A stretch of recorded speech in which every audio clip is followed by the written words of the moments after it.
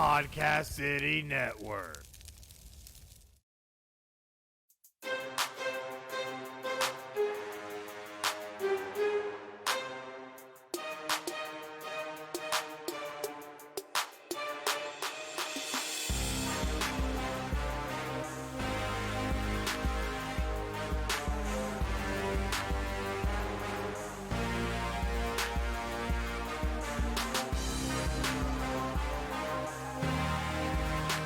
This is Final Score, your number one podcast for sports news.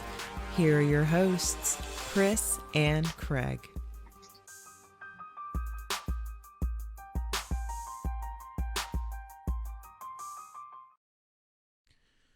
Hey guys, and welcome to another exciting episode of Final Score, episode 98. That's right, we are so close to episode 100 this week, and one more episode and we will be there, and so many cool things and surprises and all kinds of craziness we're going to have going on. But before we can get there, we obviously have to get through episode 98, and to do so, I got to bring in the man, the myth, the legend himself, even though he has something on his head. I don't know what that is, but we have Craig. How you doing, bud?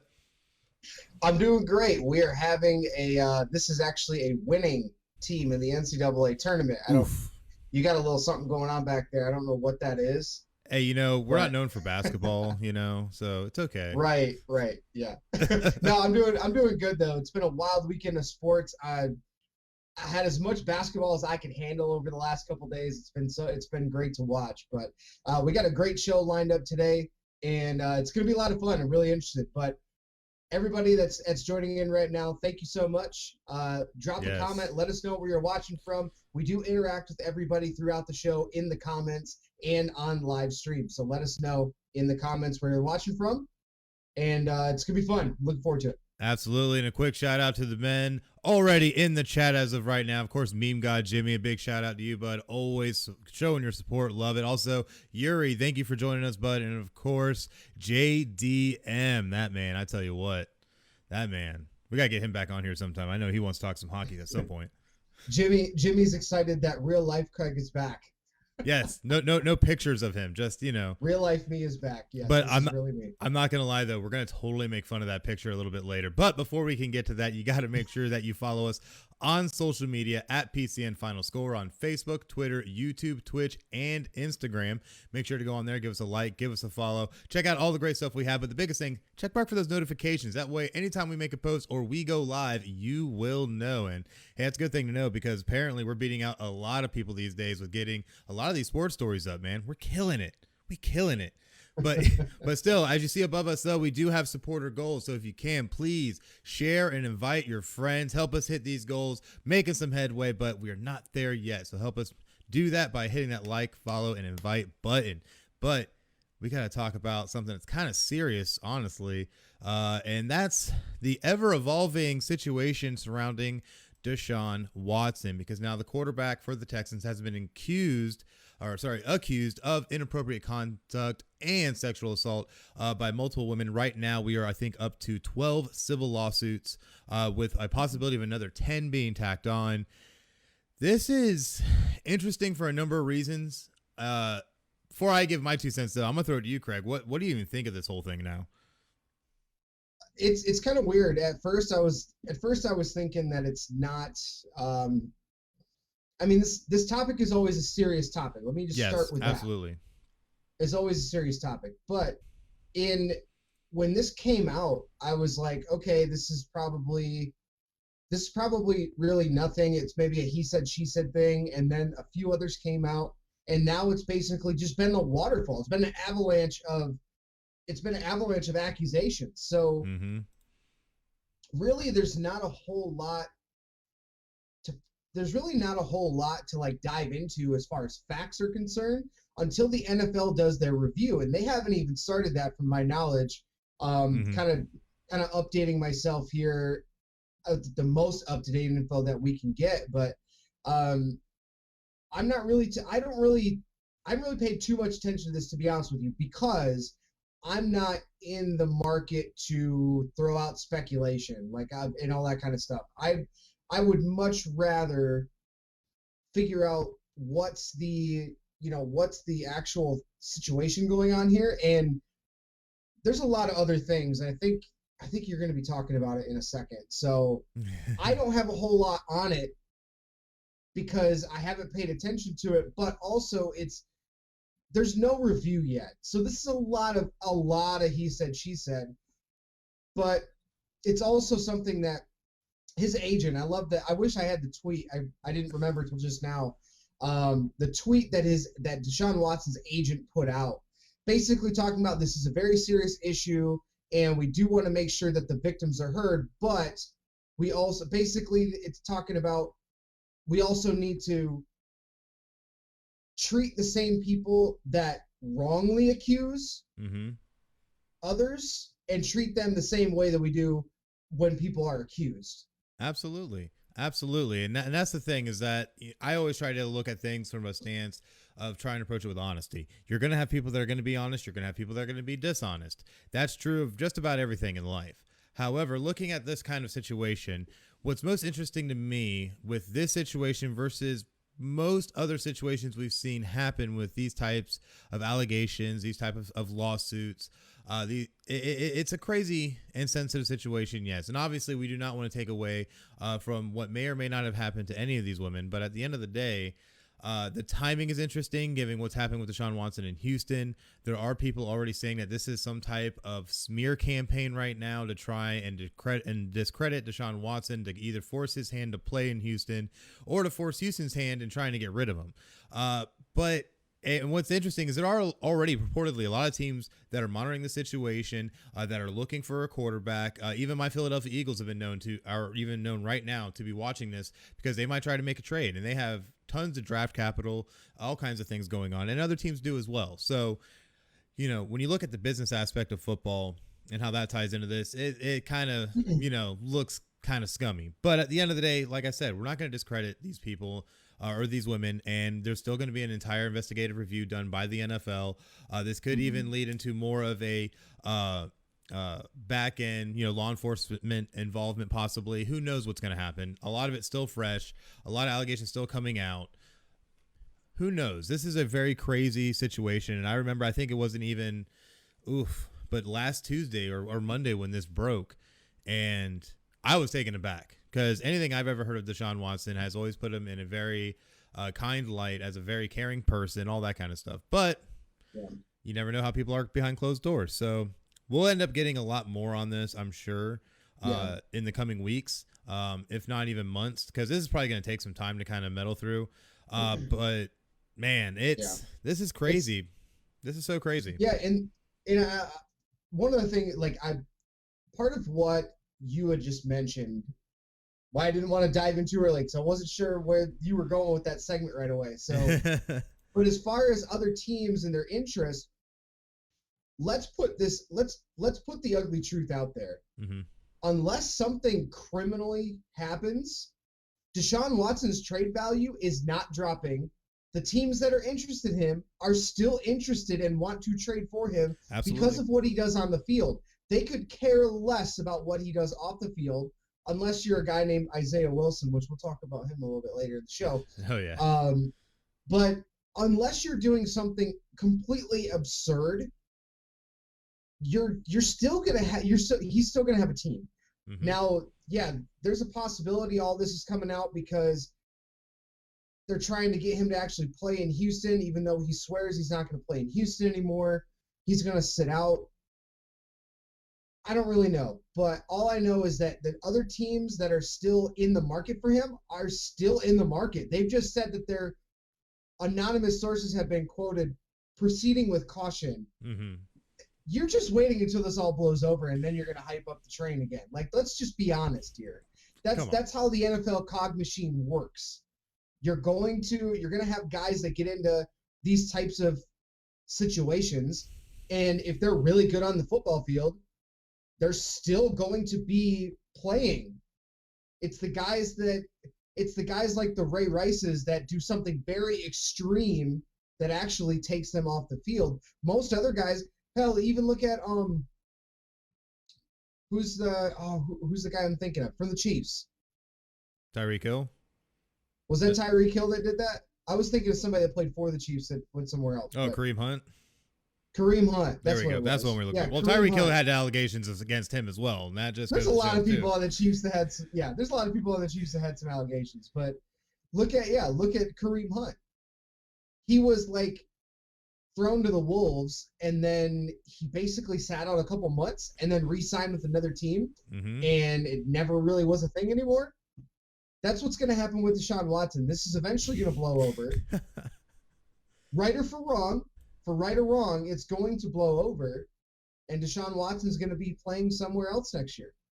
I mean, there could be a lot of things at hand here. There's a lot of things that could be working out. We even have some people saying, hey, what are the odds that Bill Belichick is behind all the allegations in an effort to make Watson's trade value drop? Who knows? Pats could be behind all this to try and keep the dynasty going. And thank you, Brandon Brewer, for that comment. But that was our guy. That's our guy, Brandon from Nest Podcast here on Podcast City Network. Yes. Yeah, love it. I thought that's a very puppet master move. Elaine said the growing number of complaints are very concerning for sure. Absolutely, it's concerning. We don't want to downplay this, because even if some of these are true, it's a very serious thing that should be taken care of. But again, you got to wonder how many of these are somebody just doing for financial gain, which is what DeShaun Watson's agent was talking about in his Twitter post. Which does happen in these situations. You can't count that out because, a lot of people don't want to look at that aspect of it because like, oh, why would somebody lie about that? For money. You got to think DeShaun Watson is worth millions and millions of dollars, and it is a huge, huge public figure. So, and some of these allegations are said to have taken place as recently as a month ago. So, the timing is weird. Everything, it seems like there could be something weird with it, but again, I'm not going to pass judgment until something actually comes out and we actually find some kind of truth in the matter. Yeah. But, we'll see what happens. Hopefully, I pray that, that isn't the case. But again, we saw Michael Vick and what he did, and he was able to come back from that and be able to play in the league. So, given what, like you said, what we've seen in the league from a lot of different players, not that it's right in any kind of way, but from the business standpoint, DeShaun Watson probably will still be playing in the league at some point. Won't be for Houston, but it'll be for somebody. But it is what it is. But we'll see what happens. And of course, we'll report it here on Final Score in the coming weeks. Might even make it to episode 100. Who knows? And we know that's going to be a crazy week.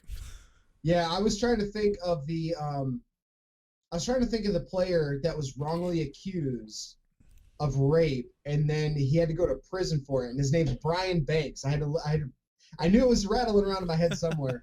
But like, that's also the other side of this is that that's a really extreme case. But even in things like this, we have to also figure out a way to dig to the truth. Mm-hmm. Not the victim's story, not the defendant's story. We got to find the truth in a lot of this stuff. Yes. And for every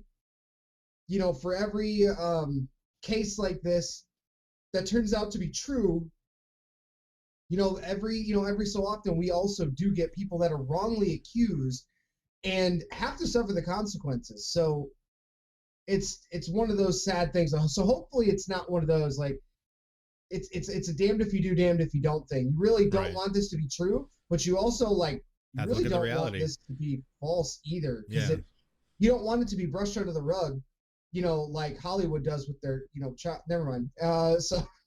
Exactly. And, real quick, a quick shout out to Elaine. Yes, the growing number of complaints is very concerning. And to tie in with that, with what Jimmy's saying, even one of these accusations, if even one of them pans out, it's one too many. So, we absolutely agree. Even if one of these ends up being true, then yes, this is definitely a horrible situation. But, again, we got to wait and see what actually happens, and see what happens, man. This is a very crazy and sensitive situation. So, yeah, real quick before we move on, I did find the tweet. I don't have a screenshot to show everybody, but it was posted in an article.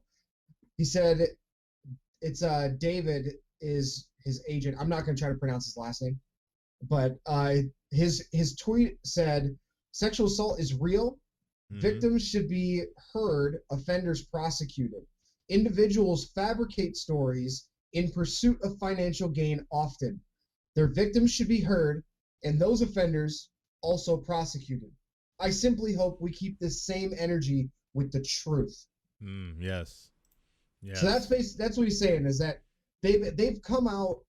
They didn't say respond right away, but they have come out, and DeShaun Watson announced after the first accusation came out. He announced, I think it was on either Twitter or Instagram, one of the two, but he announced on social media and basically like very strongly denied any of these accusations. So we'll have to see. Again, NFL hasn't done any kind of research into this as of yet. They haven't done their own investigation. So until that's really done, it's all speculation, and we don't try to dive in too much to that because we're talking about people's lives here. Absolutely. And that's the biggest thing you got to look at, and that's always more important than sport or anything else, honestly. So I mean, like, again, we said we'll definitely see how this works out, and we'll definitely report it once we have more information to provide here on Final Score. But there's something else that you can go check out. What can they check out, Craig? We can check out all the great things at Podcast City Network Shop. So at PCN Shop, we've got what you need. If you need a net gator for COVID-19 to help protect yourself, or just a mug for your morning coffee, or you can get a t-shirt you want to represent Podcast City Network or your favorite show like Final Score, you can get it at PCN or podcastcity.net/shop. I keep saying PCN Shop whenever I do these, and it's really funny because I'm like, we should really have the website PCN Shop, but that's just whatever. But yeah, you can get some stuff there. We're rocking our own gear here today, and you can just go to Podcast City Network. You can find all your favorite podcasts on the website, and more always coming out. We have other shows that are launching merchandise lines as well on the website, and you can also get Chris's favorite, your very own Boycott the College Football Playoff shirt. You want to tell them more about it? Oh yes, definitely make sure to get the excuse me, I'm all over the place right now. Boycott the College Football Playoff t-shirt, and you can go ahead, take a selfie, tag Final Score, and use the hashtag #DownWithCFP. That way you may end up here on Final Score showing off your great shirt, which if you haven't noticed, I am wearing mine today because we are very serious about trying to make change in the College Football Playoff. Because if you haven't seen our episode or the side piece we put out about my numbers in American sports and how playoffs actually work out and how just absolutely ridiculous and unfair the College Football Playoff is to the 120 plus teams in FBS football, not D1 anymore. But the whole fact is that it needs to change. 4 teams is not enough. Let's make a push for more. And if you want to know how, go ahead and reach out to us, and we could talk about it. I'm not even kidding. So hit us up on all of our social media at PCN Final Score, and let's make it happen. But we know you guys. A lot of people are starting to get their stimmies, hitting their bank accounts, in their mailboxes, and while the stimulus can be used for essential things, it's never too bad for some Final Score merch. Or if you need some help, just repeat after me on this meme. The stimulus is for essential things. But no, it's really for Final Score merch. Go ahead out there and get it. podcastcity.net/shop. See, now you're rubbing off on me, Craig. And go check out all the great gear there. I tell you what. I think that's a sign. We need to do that. PCNshop.com. Yeah, we might just have to. Man, just keep your eyes glued, I guess. Just like you need to keep your eyes glued to the NCAA Men's Basketball March Madness Tournament. And it has been a doozy so far. So much crazy stuff that's been going on. And it's been, so many upsets. But the one thing I said more than anything that I felt like could affect this entire tournament was what? COVID. And what has happened now, Craig? Go ahead. Tell the masses. Well, in case you weren't paying attention this weekend, we finally had our first run-in with COVID-19, and of course, the NCAA said they're making all the precautions necessary to try to mitigate this as much as possible. So that way, they took the whole tournament and they put it in one state, in the state of Indiana, and they're playing at a bunch of like little mini bubbles until I believe the Elite Eight, and then they're all playing all the games at the main Lucas Oil Stadium. Mm-hmm. But that's what they're planning on doing.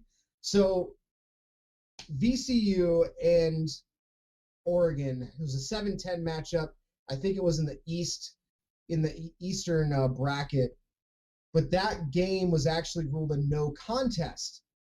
It was done a couple hours before game time last night, and the reason being, they said that multiple staff and players on the roster all tested positive multiple times throughout the week for COVID-19. What they came out with was multiple positive tests on the VCU program on Wednesday evening, Friday evening, and Saturday morning. So this was kind of an interesting scenario because of the fact they do this multiple tests like that because they want to make sure there aren't any false positives, and that's the proper way to go. But they had a deadline Tuesday, right before the official field was set. And they had 4 replacement teams that were the first 4 out. Those teams would replace any teams that tested positive. And that deadline came and passed. It came and went, and no teams were eliminated because of COVID.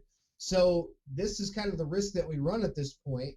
But what they did is, since they closed those windows, they test them multiple times throughout the week. And supposedly they had to get health officials from the state of Indiana involved to decide if VCU should even be allowed to play.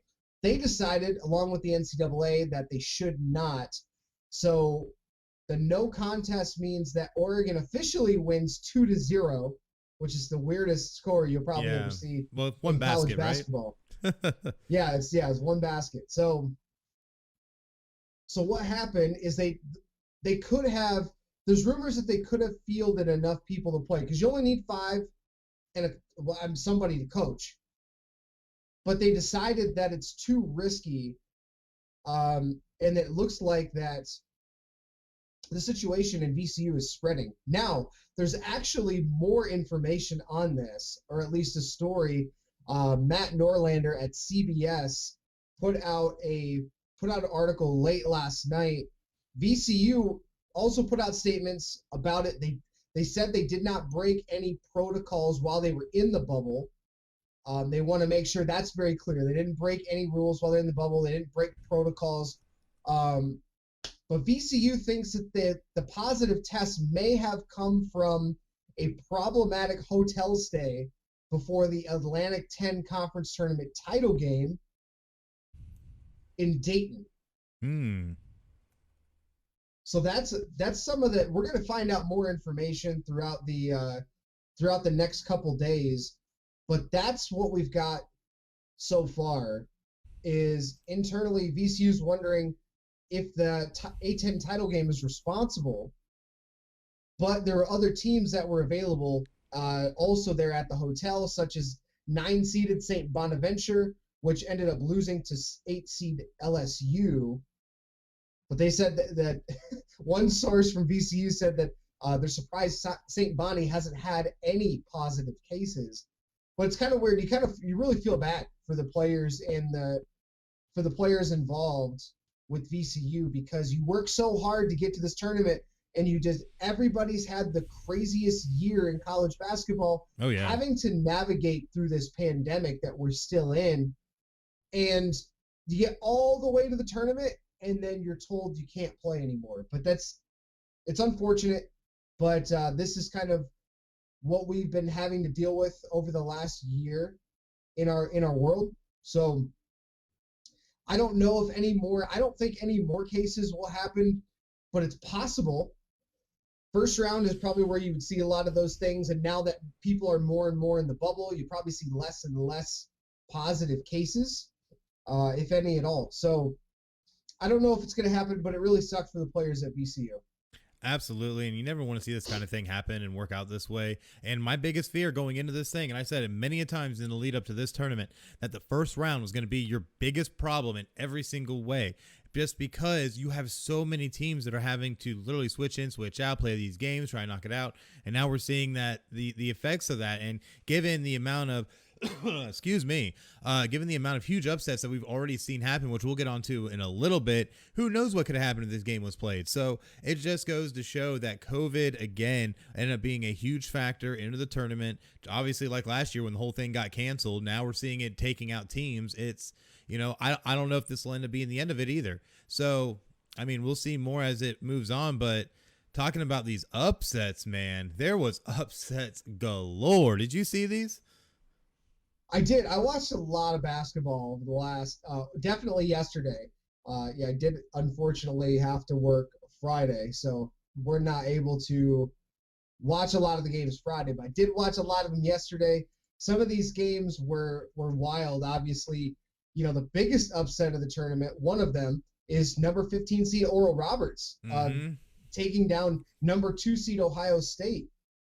That's a mixed bag, because for the Big Ten, a lot of people in our bracket challenge had Ohio State going far, and they go down in the first round of 15 seed. Doesn't happen very often, but it also makes me smile a little bit being a Michigan fan. So I'm sure, man. And I know you like to, it's even funny, even when we do our sound checks in the morning, your sound check is dissing Ohio State. So, I know your hate is real there, but no, there was a ton of upsets, man. Fun. It's all in good fun. It's all in good fun until you're in front of an Ohio State person. Anyways, but there's a lot of upsets, as we're going to throw the graphic up here now. What? Hey, it's Big Ten hate. It's all good, man. I actually have friends that are Ohio State fans. I don't know how we're friends. But yeah, and I have friends that are Michigan friends too. So See, Ohio State in the rivalries here, and you guys Notre Dame are like, well, you want me to be a little bit more tolerable. You want me to be honest though? I don't know. I don't have any friends that are USC fans or even Boston College. So I mean, I guess. See? Dirty Trojans. Anyways, as you see the graphic we're throwing up now, all the huge upsets that we had over this first round, seeing North Texas taking it over Purdue, huge. Another one with Ohio, the huge upset, number 13 Ohio's going up against the number 4 seed Virginia, beating them by 4. That's a big one, because Virginia is technically the defending champion, and the way that the style in which they play so slow and deliberate, and they rely on defense. But what you saw, especially the year that they lost to the 16 seed, which would have been a couple of years ago, they have stretches where they can, if they're not knocking shots down, they will go cold, and you can easily beat Virginia. If they're not on it offensively, which they weren't, over a team that's got a lot of belief like Ohio, who's done it before and been there, like that's just an upset waiting to happen. So Virginia does go down defending champ. We will guaranteed have a new champ this year. But that one was an interesting one, because I was watching it. I was watching a little bit of that one. That was a good one. But getting back to it, we see also Abilene Christian taking down number 3 seed Texas by 1 point. This one was really huge, and all the Abilene Christian players putting the hook 'em horns down. Man, it was crazy to see that game too. Did you catch any of that one? That I watched the very end, and that ended in controversial fashion. Abilene Christian first ever tournament win 53-52. There was a sequence at the very end where Abilene Christian, no shot clock. It was running down within 10 seconds.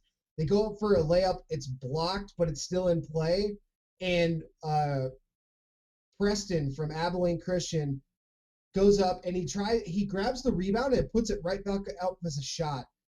And they call a foul, which you look at it, you watch it over and over and over again. It was a foul.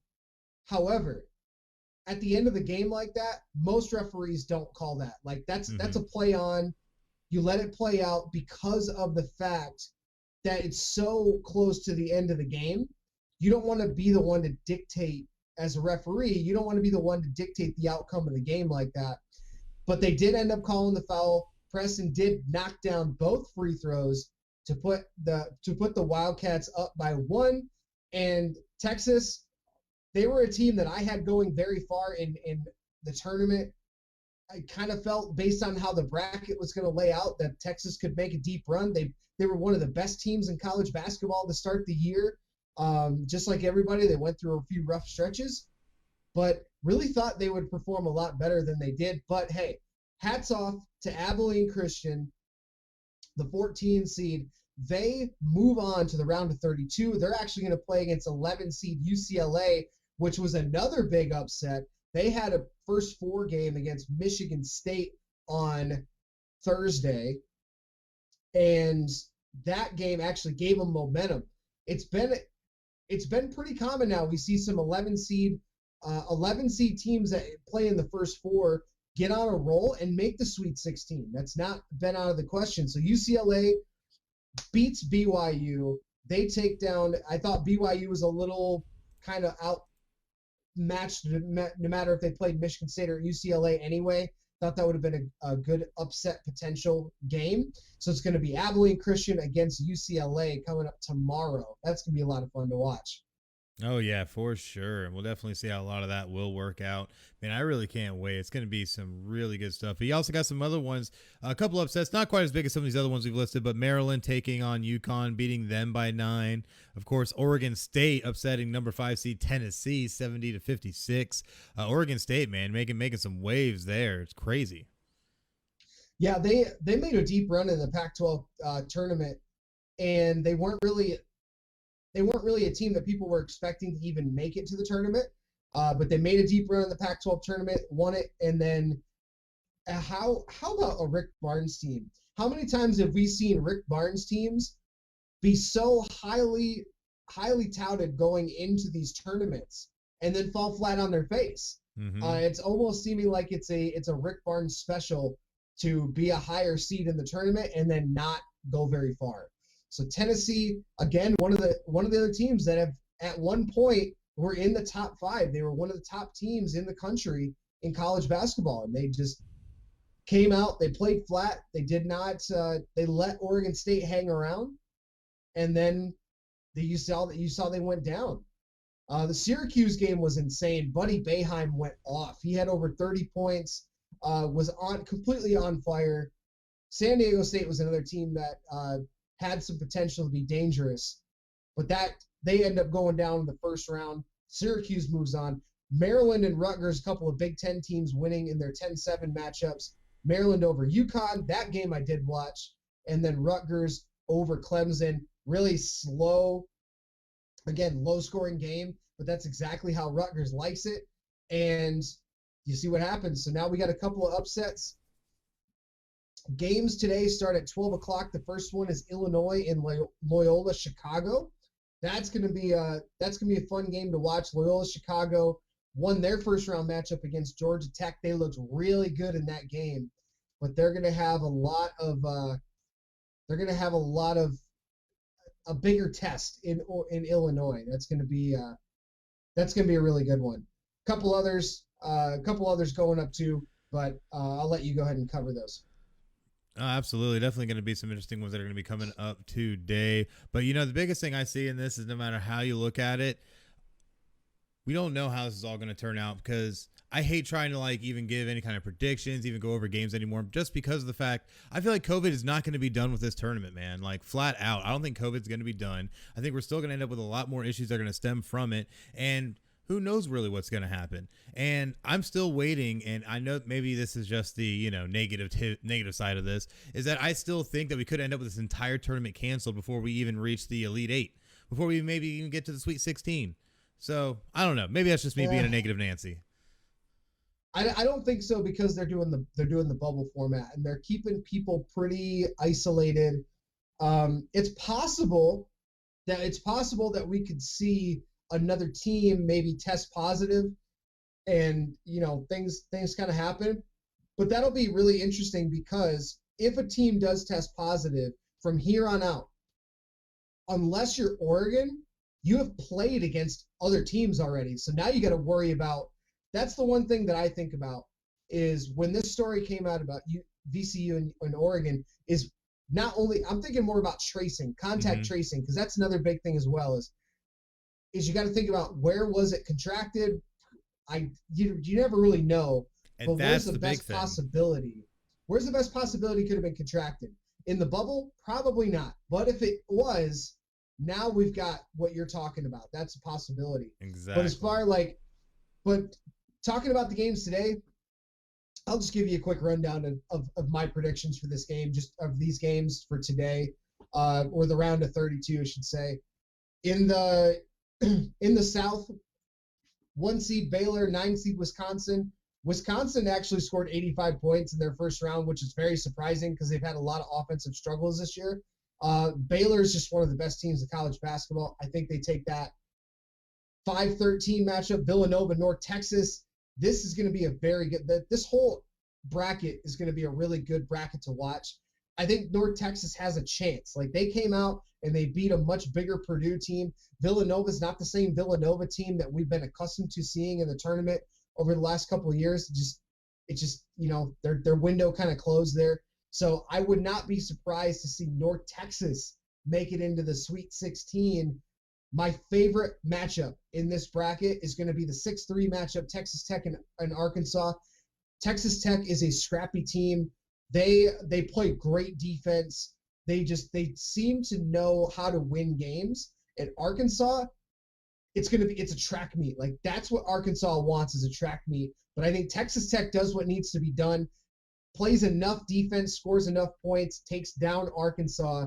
And then Florida and Oral Roberts. As much as I would love to see Oral Roberts make it to the Sweet 16, have another Florida Gulf Coast scenario, I think Florida, as long as they don't, I just lost my entire bracket. Gotta love it. It just, my computer just said no, F you. That's not happening today. But the other matchup in that Florida, I think Florida, as long as they can keep their head on straight, they didn't play particularly well against Virginia Tech, but they did enough to win. I think if they can get themselves on track, Florida State. Yeah. Florida fans are vilifying you right now. Yeah, pretty much. Yeah, I apologize. But Florida over Oral Roberts, so I think Florida makes the Sweet 16. Oh, man, that could definitely happen. I'm waiting for the rest. But looking at, you also have North Texas taking on Villanova, too, in the South region. Another one to keep an eye on. Villanova's favored by 6 in that one. Villanova's been playing some decent ball, but North Texas has been pulling upsets as well. And from what I've seen of North Texas so far, they're a pretty sturdy team and have a pretty stout defense. So it could be a very, very interesting matchup. Who do you think wins that one? Oh, I already said that one. I got North Texas. Don't mind me. They have one of the most defensive efficient teams in the country. And I think it's going to be a tough matchup. So I got Baylor, North Texas, Texas Tech, and Florida. Midwest of the other games today, Illinois versus Loyola Chicago. I think Loyola Chicago could make a deeper run if they played anybody else other than Illinois or any of the 1 seeds. I'm going to take Illinois here. Oregon State, Oklahoma State. Oregon State played some great defense against Tennessee. They're going to have to do it again. I think they actually do enough to beat Oklahoma State. Oklahoma State did not, as much as I love watching that team, Oklahoma State played pretty poorly. And Cade Cunningham, for being the number 1 pick, he needs to play a hell of a lot better if he wants to be that surefire number 1 pick. He did not play well in the 64 matchup against Liberty.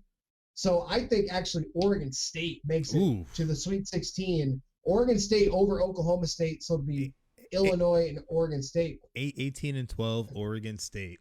Man, I mean, hey, we've already seen a lot of craziness so far in March Madness already. So, hey, anything's possible at this point. So, I mean, I guess we'll see, man.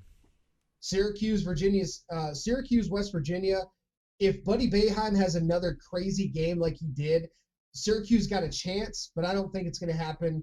West Virginia moves on to the Sweet 16, and Houston Rutgers. This is a clash of 2 completely different styles. Houston likes to get up and down the court. Kelvin Sampson's team, they like to run. And Rutgers, complete opposite. So it's going to be really a testament of wills here. I think Houston's going to do enough to win and move on in that to round out that region. Oh, yeah, definitely could happen, and we'll definitely be able to see. Just make sure to check out all these games tonight. It's going to be a lot of craziness going on, and, of course, they are basically stuffing this whole first 2 rounds or so in this first weekend, and then they'll end up reconvening come next weekend. So it's going to be a crazy tournament, and we'll see if we make it to the end of it. But this week here, after these games are done tomorrow on Monday, Tuesday through Thursday, Tuesday through Friday is going to be that's going to be the key. If we don't get any positive tests or any consecutive positive tests, I think we're in the clear. But that week is going to be crucial because you've had 64 teams all in this area, and now you're paring it down. But the further we get, the better it'll get, I hope. And we just got to make it through that week. Oh, yeah, for sure. But we also have some people that are now just trying to survive a tournament challenge. Where can you update us on the FinalScore tournament challenge? Well, I have that logo or the graphic for this here. ESPN is not liking my my computer, and there's just too much on their website. There's too much on that website, and the secondary laptop I have for that isn't powerful enough. But you can see it on your screen. We show the top. We have 20 teams or 20 brackets in this challenge. We're actually able only to show 19 because of the screen size. Gotta love it. But you can kind of see that we have a few people tied for first and then a few people tied in fourth place. So it's very interesting to see people's picks. Some people had, I think one person had Tennessee, another had Ohio State winning. Both of those teams already out. So sorry about your bad luck. You're probably not gonna finish very high in the bracket challenge. But we have a lot of people have Gonzaga. So unless Gonzaga goes down, the people that have Gonzaga are probably going to finish near the top. But it's been really fun so far. I think JDM is actually in the lead right now after last night. Oh, yeah. I know he'd be excited, but I know he got all the information from his wife because his wife beats him at fantasy football. So, that being said, I'm never gonna get tired of that. I tell you, I need to get that as a sound bit. If JDM wins this tournament challenge, well, we're giving the award to his wife. We're not giving it to him. She gets the prize pack. Yeah, we'll give the award to his wife, and then not only does she beat him at fantasy football, but fantasy sports. Ooh, it'll upgrade, man. That'd be a tough one for JDM to carry around with him. But you know what else you can carry around with you? The ability to check out all the great content we have on all of our amazing content platforms, because you can find us in all types of ways. All you have to do, you can find us in audio format on Spotify, iHeartRadio, Apple Podcasts, TuneIn, Stitcher, Podbean, Google Podcasts, Player FM, Bullhorn, and Castbox, as well as finding us in a video format on YouTube. All you have to do is go on any of those platforms and search keyword PCN Final Score, all one word, and you'll be able to find all the great content that we have available. Just make sure to hit that subscribe button. That way you can make sure you keep up to date on all the new content that we always release. And if you ever get lost on any of it, you can always find out everywhere we are by going to podcastcity.net/FinalScore and checking out the hub that we have there. But now it's time to talk about a hub of another sort with NFL free agency and all the amazing moves we've been seeing, and some not so amazing, in the NFL this offseason. And man, it has been a doozy. I tell you, I cannot wait to troll Chicago fans later, because Meme Madness is going to be amazing. And what Chicago did, oh man, I didn't think it could get it funnier for you guys. I'm so sorry for Bears fans out there, though. Like, maybe one day you can have a shot at something. I don't know. It's not going to be a Super Bowl, but hey, we can all be dreamers, right? But no, man, it's been a lot of crazy moves. Obviously, even before we got into the new league year, we saw moves with J.J. Watt and a lot of moves like with Carson Wentz and stuff like that. But now we're getting to the point where we have now entered the new league year as of 3 days ago. And we are now seeing all these trades that have been announced, all these moves that have been announced, all these agreed to contracts, including the most recent one right now. I think I saw it this morning, was Galladay is going to be signing with the New York Giants on I believe a 4-year deal. So a lot of huge moves, man. What are the ones that you've been seeing that have been sticking out the most to you?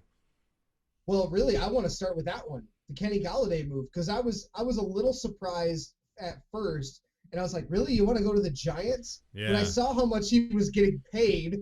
Yeah. And I was like, okay, that makes sense. It was a $72 million deal, and about $70 million of it is guaranteed. But then I thought about it a little bit more. The Giants are, if everyone's healthy, I got to really preface this. If everyone's healthy, which Kenny Galladay's had some injury concerns as well, mm-hmm. But if he's completely healthy, you've got an offense that's got Daniel Jones, Saquon Barkley, Evan Ingram at tight end. Now you got Galladay, you got Sterling Shepard when he's healthy. They went out and signed Kyle Rudolph at tight end as well. Like some of the other, and they got John Ross III from the Bengals. Mm-hmm. So if you put this offense all together, they re-signed Nate Solder as well in the offseason. So if you put this offense completely together, completely healthy, there's actually some potential here if you're a Giants fan. And especially in the NFC least, there's that whole division is always up for grabs. And yes, you don't know what you're getting out of every team. Dallas, if they're completely healthy, they could win the division. You saw that the Washington football team, they won the division last year with a good defense and like zero offense. The Eagles, I'm sorry, man. Eagles it's all are right. not. It's all right. They're not competitive. Not yet. There's a possibility. Again, this is all on paper, but there's a possibility the Eagles could be dead last in the East. There's a possibility. There's a good possibility. But that's the thing. Like, we're talking about all on paper. Like, on paper, Daniel Jones, this is your year. Like, this is your make or break year.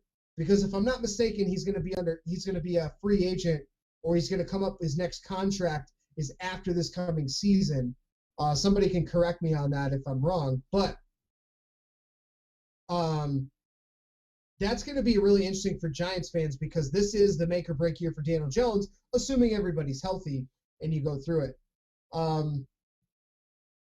yeah, as far as other big signings, I was a little surprised at how much money the Patriots spent. The Patriots went out and they signed Hunter Henry to a 3-year, $37.5 million deal. That was a really big one. Mm-hmm. They went and got tight end Jonnu Smith away from Tennessee on a $50 million deal for 4 years. Locked up Obviously, the they tight Cam Newton. Yeah, they locked up the top 2 tight ends, man. Like, that's huge. Yeah, and then they got Matt Judon, the edge rusher from the Ravens, who, depending on who you talk to, that was a little bit of an overpayment, a little bit of a stretch. But the Patriots are, or at least Bill Belichick at this point, they're pushing forward, with Cam Newton as their guy for at least this next year. And you wouldn't spend, in my opinion, all that money if you didn't think that when everybody's healthy and everyone opts in to play, that you still have a competitive football team. You wouldn't spend that kind of money if you were tanking. Oh, yeah, for sure. And when you also look at the fact that they're also bringing in a new center for Cam Newton to work with, they also brought in Nelson Aguilar, who was previously with Oakland on a 2-year, $26 million deal. So they're trying to bring some type of weapon, something that could be serviceable for him. But I have a feeling, especially with the kind of makeup they're going with this offense right now, you just signed the top 2 tight ends available in free agency. You just brought in another serviceable wide receiver now, Nelson Aguilar, who did not look like how he did in Philly when he was with Oakland. And you might actually be able to make something happen. Now, you think you still got N'Keal Harry. You still maybe might want to try and find a running back, but there's pieces coming together in New England, man. It's getting interesting what they're doing over there. Absolutely. A couple other cool shout outs I want to toss out there. One being Shaquille Griffin, who's rated one of the best corners in Seattle's locker room. He comes home. He's going to be playing for the Jacksonville Jaguars, signed a 3-year, $40 million deal earlier this week. And Corey Davis, my guy from Western Michigan, my fellow alumni, signed a 3-year, $37.5 million deal with the New York Jets. I was very surprised at that because the Jets don't really have a whole lot on offense. And I think he's kind of going the Allen Robinson route. He just took the money because that's what was there. I don't know his other offers. I actually didn't see any of that. But that was a big one. Yannick Ngakoue. Mm-hmm. Yeah, Yannick Ngakoue, edge rusher, went to the Raiders. I know Jimmy's gonna love that one. Yannick Ngakoue, great pass rusher, only got a 2-year, $26 million deal, which is a little surprising to me, but because of how much hype was around him and just his production wasn't really there from last year, so I see it. But it also could be other things as well, because the salary cap is down this year, so you see a lot of deals that are very signing bonus heavy or very like roster bonus heavy and not a lot against the team's cap. Which brings me to my last note and that is one Juju Smith-Schuster. You knew we were going to talk about this. Oh, yeah. Juju Smith-Schuster decides to re-sign with Pittsburgh on a 1-year, $8 million deal. Now, from what I've seen and what I've been researching out there, he had offers from no less than 3 other teams, all more money, most of them being division rivals. The Ravens were one. The Chiefs were another team that were pursuing him heavily. I forget the third team that was pursuing him pretty heavily, but Juju Smith-Schuster decides that he wants to stay in Pittsburgh after all that hoopla, all that. He had a poll on Twitter and Instagram. Should I stay or should I go? And everyone's like, go. And they decides to stay. But I think the more I think about this, the more I read into it, I think there's a bigger reason at play. It's probably because Juju Smith is playing on a 1-year deal because he knows the salary cap will go up next year, and he's probably going to just stay where you're going to be in a system that you can understand, that and you play with guys that you know around you. Play 1 more year in Pittsburgh with Big Ben, with the rest of that receiving core, have a bigger year and then a bigger salary cap. You'll probably get paid. Yeah, maybe. And it's definitely going to be interesting to see how it works out once we do get that rebound in the salary cap and how that's going to affect negotiations going into next year. It's going to be very interesting. Quick shout out, though, to some guys in the chat. We've got Forrest Nystrom joining us down in Tampa today. Thank you so much for checking out the show, man. Definitely love having some people pop in here. A lot of chatter. JDM's going wild over here, calling you out saying it's too early to be chugging. So, I don't know. Gotta get on JDM, but calling me out. But it's going to be interesting, man. There's been a lot of great signings. I feel like a lot of teams really trying to make some moves, but we got to call it out. The Chicago Bears signed Andy Dalton to a 1-year, $10 million deal. Wow. And Mitchell Trubisky. Where did Mitchell Trubisky go? Is he starting? I laughed so hard that Mitchell Trubisky signed with the Buffalo Bills. Oh my gosh. It does make sense. It does make sense because as far as play styles, I know Josh Allen's got a much bigger arm than Mitchell Trubisky, but those two, if you take that away, those two play styles are fairly similar. So it makes sense that Buffalo wants to bring in somebody that's got a similar skill set. Not nearly as accurate or as good as Josh Allen. Oh no. Which also just in the hilarity ensues because the Bears are like, yeah, we're gonna draft Mitchell Trubisky over DeShaun Watson and Patrick Mahomes because he's our guy. That's our guy. And then now they're in the market to get DeShaun Watson or Russell Wilson, which that's clearly not going to happen. Article on CBS came out yesterday that Russell Wilson, it looks like he's going to stay in Seattle for 1 more year, but after that, probably gone. So that's going to be an interesting one. But yeah, getting Andy Dalton, like that's your guy, Andy Dalton.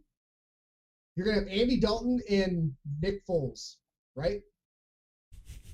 Oh my gosh.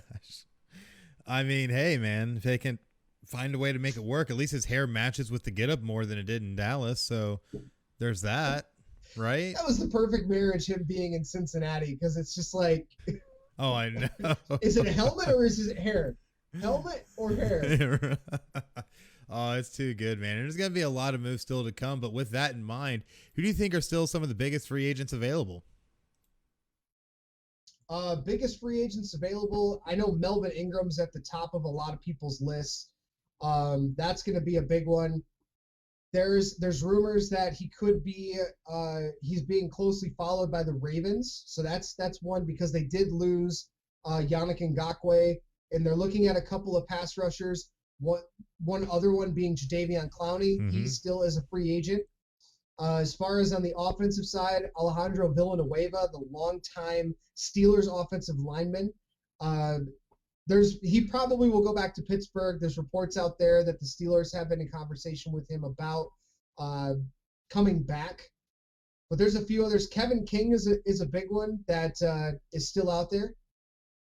There's talks that the Saints, Cowboys, and Bears are the big suitors there. See, T.Y. Hilton's still out there.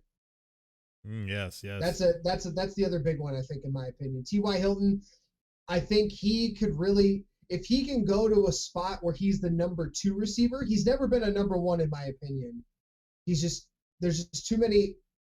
He needs other people around him as well to be extremely effective. Yes. So I think if he can go somewhere, that needs extra receiver help, the names that are being tossed out there, the Eagles, the Bears, and the Bengals, which are interesting.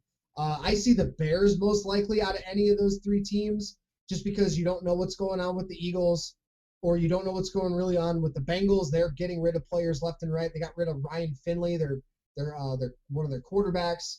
They got rid of Geno Atkins, who's been there for a long time. A lot of turnover in Cincinnati. So I don't see that as a possibility, but I do see the Eagles or Bears. Eagles might just pay out the wazoo for him. That's a possibility, because we're also talking about Howie Roseman here. And Very true. And the Bears, I think, is, if any of those 3 teams are the final 3, I think the Bears are probably the most likely, because Allen Robinson's already there. They did bring in Andy Dalton, and they still have a decent defense when they don't have to be on the field all the time. So I think that's a good spot as well. Is Chicago's probably my best bet out of those 3. Absolutely. And definitely would make sense. You got a lot of corners out there too, but there's still going to be so much movement, and definitely a lot of it will start to shore up. Probably here over the course of the rest of this upcoming week, we'll probably see a few more moves, and then you might see it kind of quiet down as we start getting ready for the draft to come up. Teams going to be making their last push with draft grades as much as they can. They've already been seeing, I believe it was Justin Fields running a 4.4 140 in training in prep for his pro day at Ohio State. So it's going to be interesting as we see how the entire evaluation process will go, what direction teams will go in the draft, and then again how that'll affect free agency coming out of the draft. So definitely expect some movement to be coming soon. Yeah, absolutely. We're looking forward to having another great draft season, and we're looking at bringing a few people in to talk NFL draft with us. It's going to be a lot of fun. So be on the lookout for that. It's gonna be great. Absolutely. And something you should always be on the lookout for is our great parent network, Podcast City Network. What can you tell us about that, Craig? Well, FinalScore is a proud member of Podcast City Network. PCN has 21 independent podcast members across all genres of podcasting. You can find PCN on all major social media platforms: Facebook.com/Podcast City Network, Twitter @Podcast City Net, YouTube, search keywords Podcast City Network, and of course on our website, podcastcity.net. Be creative, be independent, be yourself. Podcast City Network. Absolutely. And we like to bring a little meme game in too, because we have some people, when they look at people and find out that they don't watch Final Score or tune into any shows on Podcast City Network, they tend to give a look like this.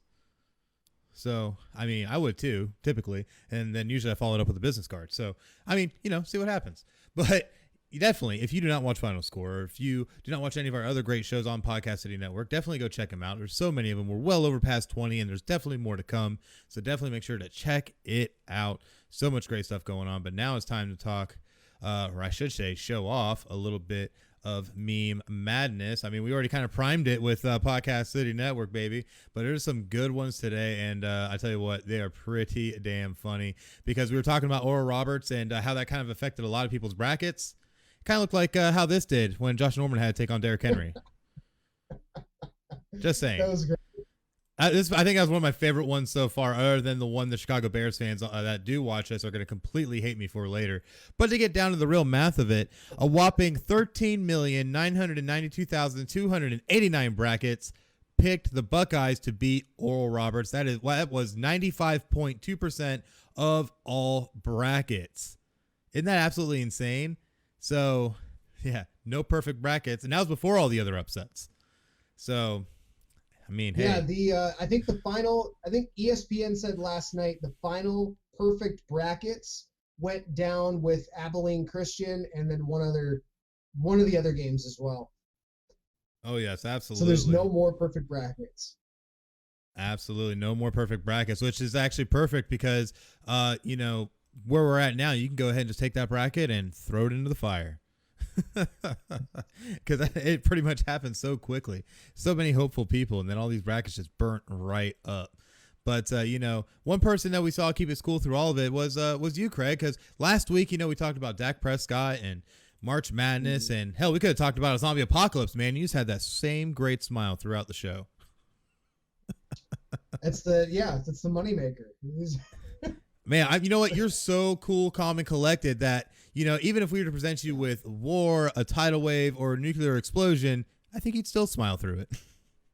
Yeah, that's how it worked out. It was you gotta be cool in tough times, and That's right. You do gotta be cool in tough times, and you always have to temper expectations, just like the Chicago Bears should, because when they found out they were signing Andy Dalton, they act like they're winning the NFC North. Man, they got their quarterback saying, "Let's go," and then you see the reality of it. I was a little. The more you read into that meme, they have the QBs ranked. I got a little upset. Matt Stafford man. Matt Stafford's like halfway into that thing. Like Matt Stafford's better than Derek Carr. I'm sorry, Jimmy, he's better than Derek Carr. Matt Stafford's better than some of those quarterbacks on that list. But guess what? It's not going to matter because we're going to see it play out. I have my Stafford Rams jersey on the way at some point. Oh my gosh, you absolutely kill me. It'll be on display right over here somewhere. Hey, you know what? If I can say anything, you are but consistent. So I guess gotta at least you're consistent, man. At least you're consistent. Just like it's I try. Just like you can consistently trust on Podcast City Network to be an avenue for you to be able to help grow your podcast, start a podcast, whatever the case may be, just because they offer an array of membership services, including logo design and branding, social media advertising, live podcast hosting, and so much more. You also gain access to our network of shows to help with cross-promotion and guest overall reach, while also becoming a part of our ever-expanding PCN community that is literally based on people helping people. And the best part is, there's no membership fee. So what are you waiting for? Go to podcastcity.net/join now and join the fastest growing independent podcast network around, Podcast City Network. Which, if we're talking about Podcast City Network, that means it must now be time for the good old give or go. And real quick before you get into that, just be on the lookout because we'll have another announcement here soon. We have a new podcast joining the ranks very soon. That'll be probably announced in the next week or so. Yeah, absolutely. Absolutely. So definitely make sure to keep an eye out for that. But man, with our first topic is going to be an interesting one because not saying we would never have seen this in any kind of way, but considering kind of how it unfolded and kind of just caught everybody by surprise, LeBron James has bought into the Fenway Sports Group, which now makes him a de facto part owner of the Boston Red Sox. Give or go. This is interesting because he and his partner Maverick Carter, they now are the first African American owners of this group. Now, LeBron was always he was also already a part owner of Liverpool Football Club in Europe. But now he buys into the Fenway Sports Group, which includes Boston Red Sox, Roush Racing, and Northeast Sports Network, among a few others. So it's a little interesting to me, the fact that growing up, he's always worn New York Yankees hats, and he's always been like, Cleveland he's Indians. been all over the place. Because he's from Akron, like it makes sense to support Cleveland teams because that's what's closest to you. But the fact that he was supporting New York and then he got crap because he was from Cleveland, he was supporting New York. Now, like, I can't even imagine what New York fans would be thinking about this now because they're like, oh yeah, he's going to come to New York and play for the Knicks, and he doesn't play for the Knicks. And then he was supporting the New York Yankees, and now he's a Boston Red Sox part owner. It's not too surprising for me from a business standpoint because just as well as I do, if any of us had the opportunity to join into a network of sports group like this, hands down, anybody would do it, because look at the names on that list. Roush Racing, one of the most well-known ownership groups in NASCAR. Liverpool is not one of the top end. It's not one of the top end football clubs in Europe, but it's up there. It's one of the more profitable ones. And you're talking about the Boston Red Sox, one of the most historic franchises in all of Major League Baseball. So if you were to have a chance, basically saying that if any of us had a chance to buy into the LA Lakers, the New York Knicks, the Dallas Cowboys, teams like regardless of whether you support them or not, but you just know it's going to make you money, why wouldn't you buy into it? From a business decision, this is great. It's smart for him because I will give him a lot of credit. I will give him a lot of credit that he has done a lot of business like forward thinking near the end of his career. Getting into movies and setting up a bunch of different things for after his career's over. And I'll give him a lot of credit. As much as I don't really like what he does off the court on the basketball standpoint and how he handled going to Cleveland or going to Miami, then back to Cleveland and leaving again, it's whatever. But from a business standpoint, I give a lot of respect for what he's been doing. Absolutely. I can definitely understand that. But I think I have to side with what JDM is saying in the chat right now, that this is strictly a business decision toward his goal of becoming a sole owner of a sports team or league at some point, which completely makes 100%. sense, especially for someone with his background. Why wouldn't you want to and become one of the first ever to do it? So it's going to be interesting to see how this pans out. But I really do believe that this is strictly a business move. There's going to be a lot of money in it. And another thing, JDM pointing out, he is a producer of a bunch of different TV shows and streams on his own content platform. He does do that. And he's likes to be very interconnected into things like that. He's not necessarily the guy that just goes out, balls, and goes home. He's someone who really is trying to take his fame and his fortune and actually do something with it, unlike a lot of people, honestly. So it's going to be very interesting to see how it plays out. That's funny. Yeah, they received the FSG received a $750 million investment from Redbird Capital Partners, according to the Boston Globe, which first reported James's ownership stake. So there's a few other things. I would not be surprised if at some point LeBron does own an NBA franchise, or at least is part owner of one, a la Michael Jordan. But I think he's going to be smart, unlike Jordan. Jordan had to have his hands in everything, and Jordan had to be the guy that he wanted to draft all the players, and we saw how that worked out for a while. Didn't really work out for the Bobcats, and now even the Hornets, they're getting better, but they're still not great. I'm going to throw this out there. I'm not going to at some point in the future, I would not be surprised if LeBron buys into the Cleveland Cavaliers or a Cleveland sports franchise, more likely the Browns. I would see the Browns probably, but I would not be surprised if at some point he's an owner of more franchises, because I 100% agree. He's always been business forward thinking. This is not something that's new for him, and it's just another step in his after basketball career. That, and he's getting older, so I'm sure he's sitting there yelling to the stars. I'm a man. I'm 40. And he's going to make things happen. So, at the end of the day, you got to keep prospects open, man. He is almost 40. He's 36. You're getting there, man. Getting there.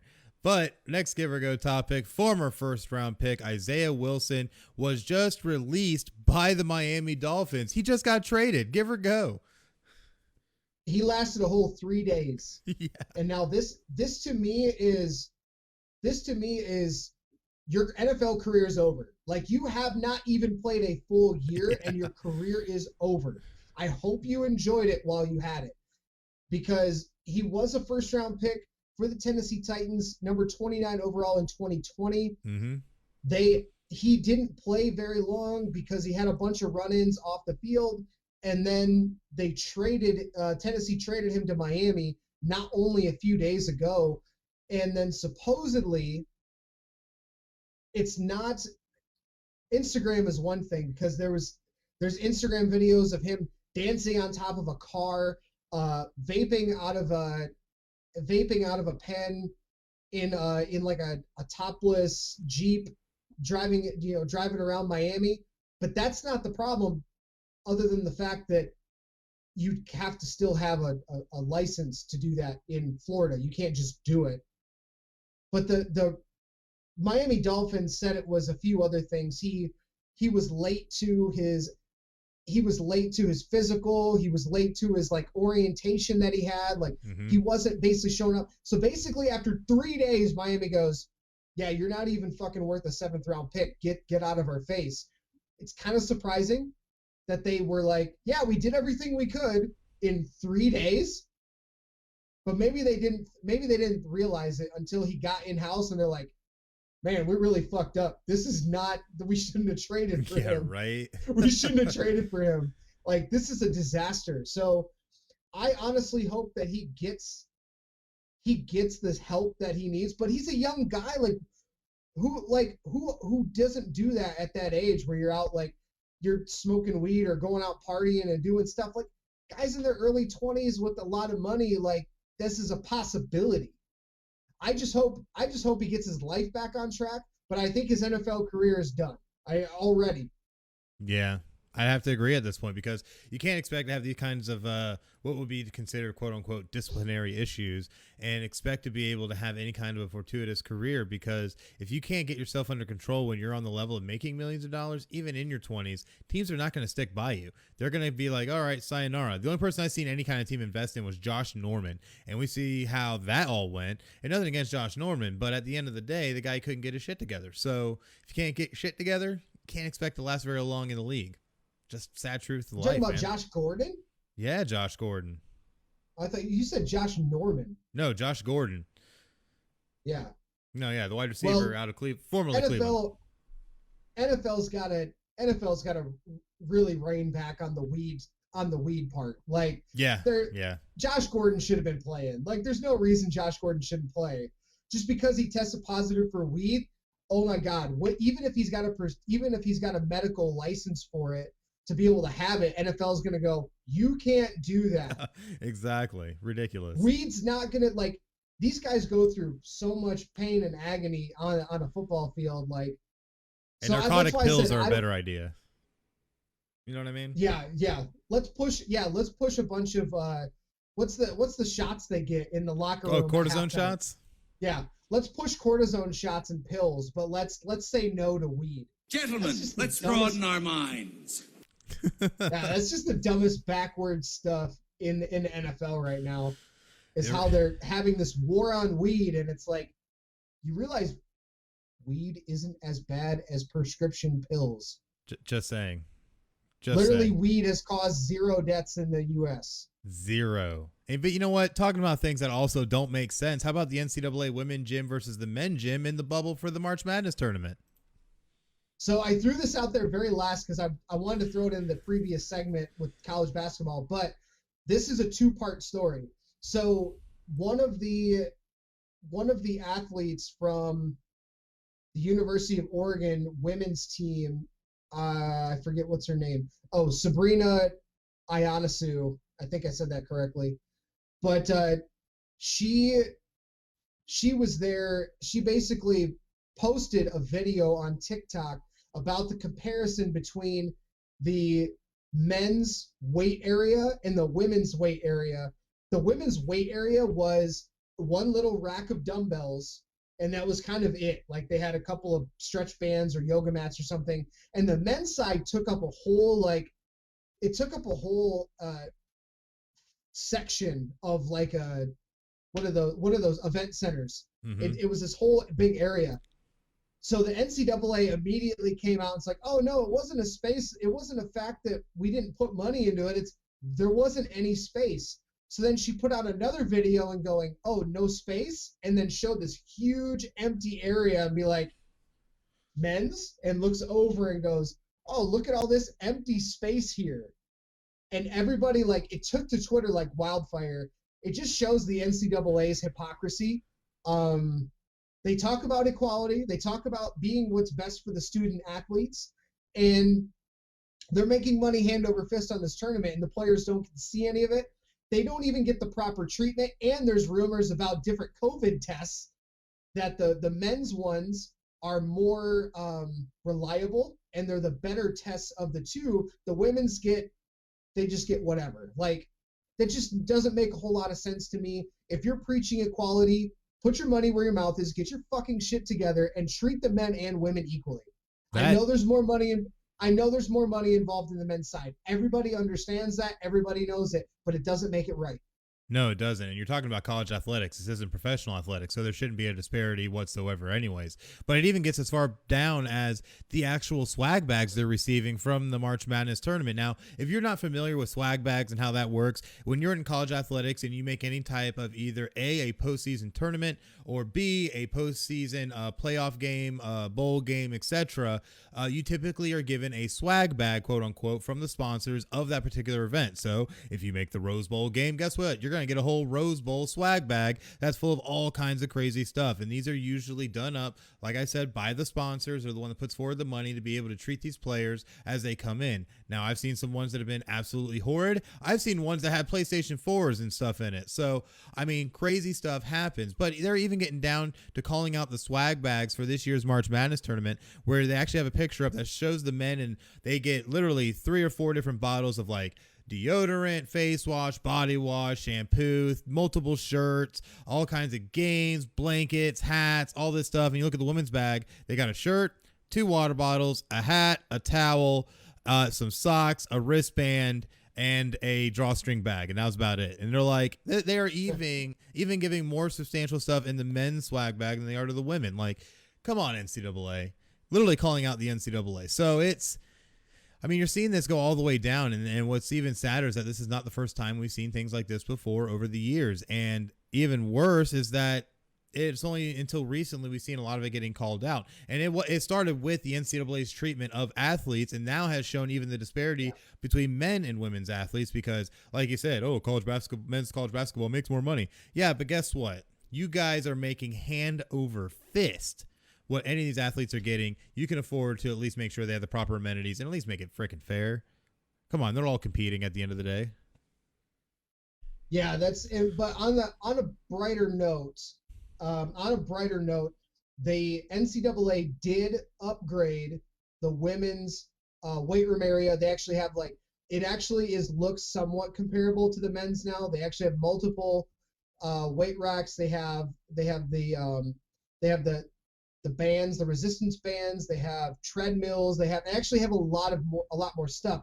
It's not nearly still as much as the men's side, but at least they have a lot more. They have squat racks and things like that involved, because she then put out another video on Twitter and TikTok, basically thanking the internet for coming to their aid and helping them push this out.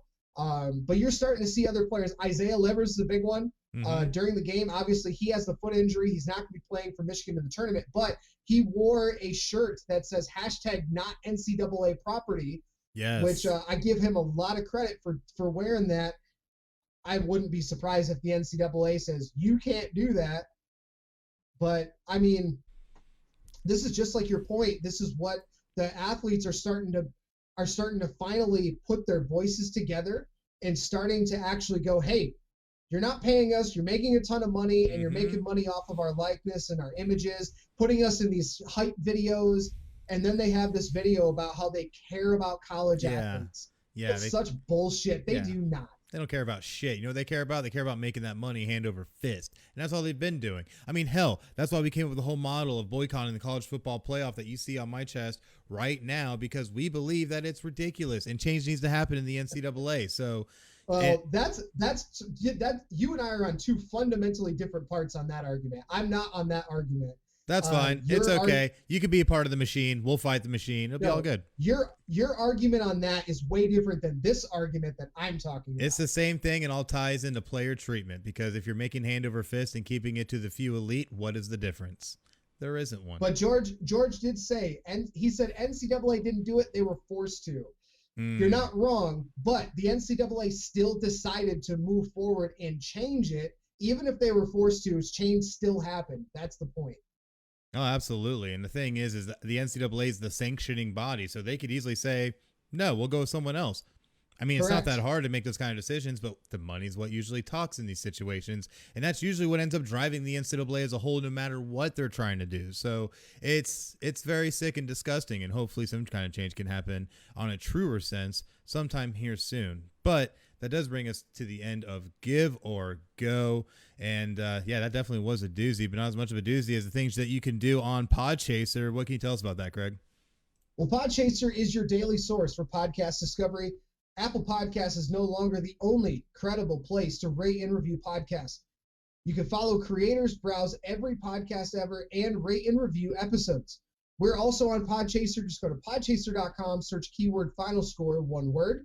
Give us a follow, a rating, and a review. Absolutely. Make sure to check it all out.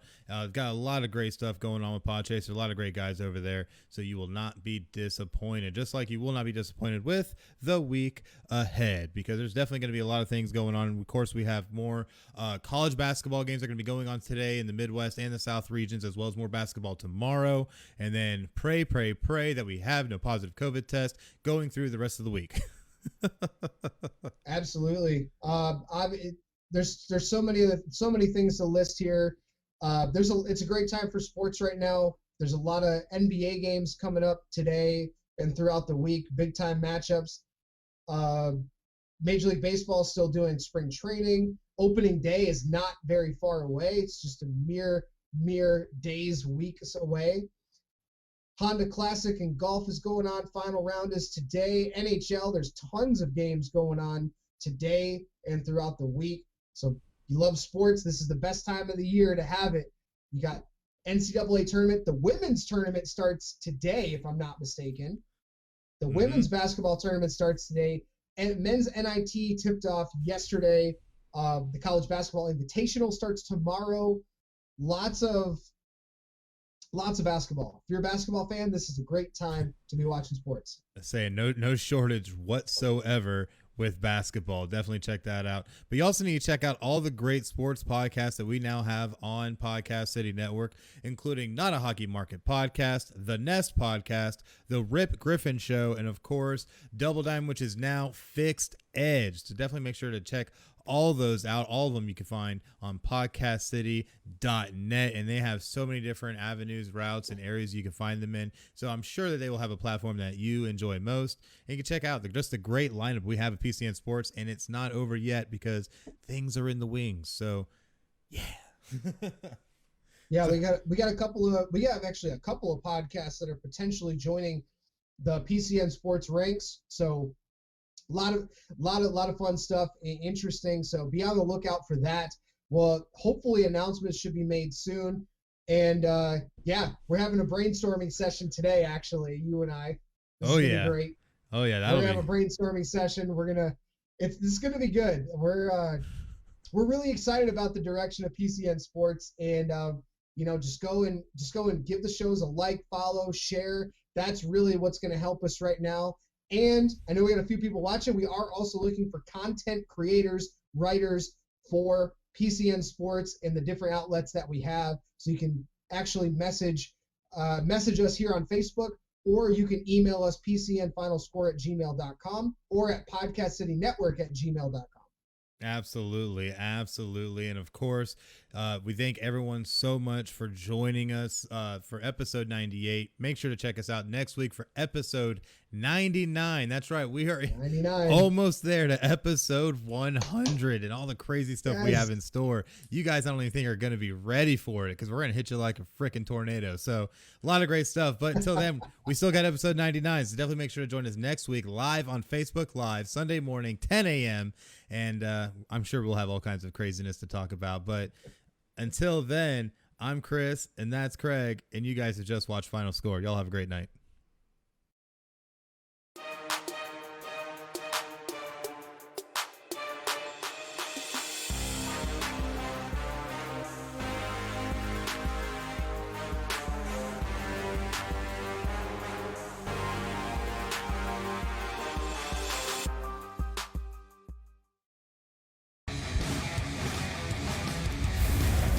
Podcast City Network.